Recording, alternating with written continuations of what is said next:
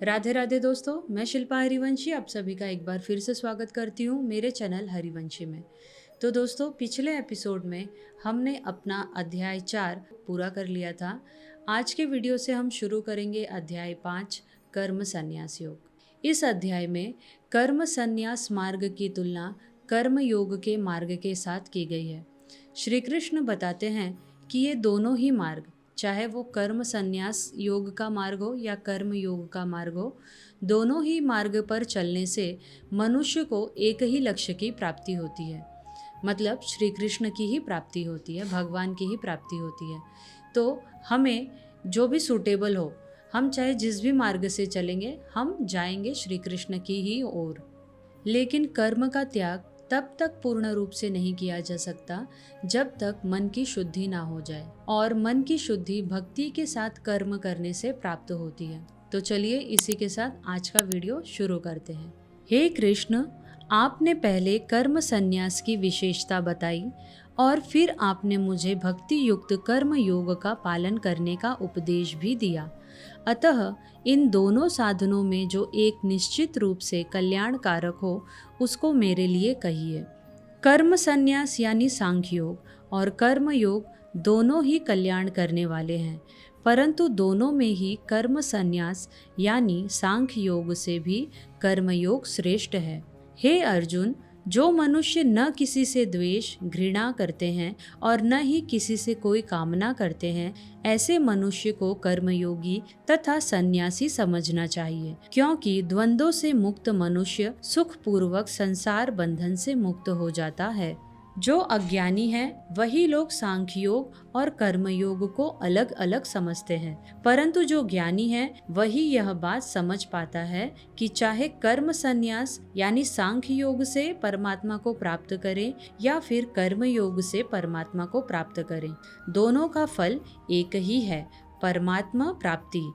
सांख्य योगियों के द्वारा जो तत्व प्राप्त किया जाता है, कर्म योगियों के द्वारा भी वही प्राप्त किया जाता है। अतः जो मनुष्य सांख्य योग और कर्म योग को फल रूप में एक देखता है, वही ठीक देखता है, अर्थात वही सही चल रहा है। परंतु हे महाबाहो, कर्म योग के बिना सांख्य योग सिद्ध होना कठिन है। मननशील कर्मयोगी शीघ्र ही ब्रह्म को प्राप्त हो जाता है।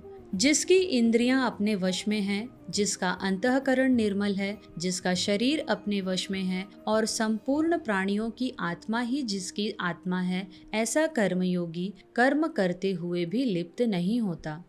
तत्व को जानने वाला सांख्य योगी देखता हुआ, सुनता हुआ, चलता हुआ, ग्रहण करता हुआ, बोलता हुआ, मलमूत्र का त्याग करता हुआ, सोता हुआ, श्वास लेता हुआ तथा आँख खोलता हुआ और मूंदता हुआ भी संपूर्ण इंद्रियां इंद्रियों के विषय में बरत रही हैं, ऐसा समझकर मैं स्वयं कुछ भी नहीं करता हूँ, ऐसा माने।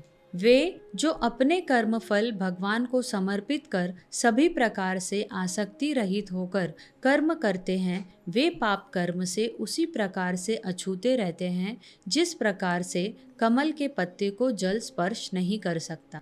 तो दोस्तों, जैसा कि आज के अध्याय 5 कर्म संन्यास योग में श्लोक 1 से लेकर 10 तक हमने ये देखा कि पहले श्लोक में अर्जुन जी भगवान श्री कृष्ण से कहते हैं कि प्रभु, आपने मुझे जो पहले कर्म योग की शिक्षा दी और अब आप कर्म संन्यास योग के बारे में बता रहे हैं, तो दोनों में से श्रेष्ठ क्या है, कौन सा मार्ग है, वो आप मुझे बताइए, मेरा मार्गदर्शन कीजिए जिससे मेरा कल्याण हो। अर्जुन जी की यह बात सुनकर भगवान श्री कृष्ण ने अभी उन्हें इन्हीं बातों का ज्ञान दिया कि दोनों ही मार्ग, चाहे वो सांख्य योग हो, कर्म संन्यास योग हो या कर्म योग हो, दोनों ही मार्ग एक ही लक्ष्य की प्राप्ति कराते हैं, यानी श्री कृष्ण की प्राप्ति कराते हैं। इसलिए हमें किसी भी मार्ग की अवहेलना नहीं करनी चाहिए कि नहीं नहीं ये मार्ग अच्छा है, ये मार्ग अच्छा नहीं है, या मेरा मार्ग श्रेष्ठ है, वो मार्ग अच्छा नहीं है। दोनों ही मार्ग श्रेष्ठ है, क्योंकि दोनों ही मार्ग पर चलने से हमें श्री कृष्ण की प्राप्ति होती है।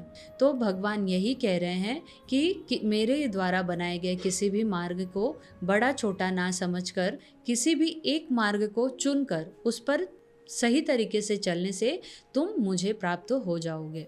तो दोस्तों, आज की वीडियो में इतना ही। आगे की वीडियो में हम जानेंगे कि इसके आगे हमारे कृष्ण अर्जुन जी को क्या ज्ञान देते हैं।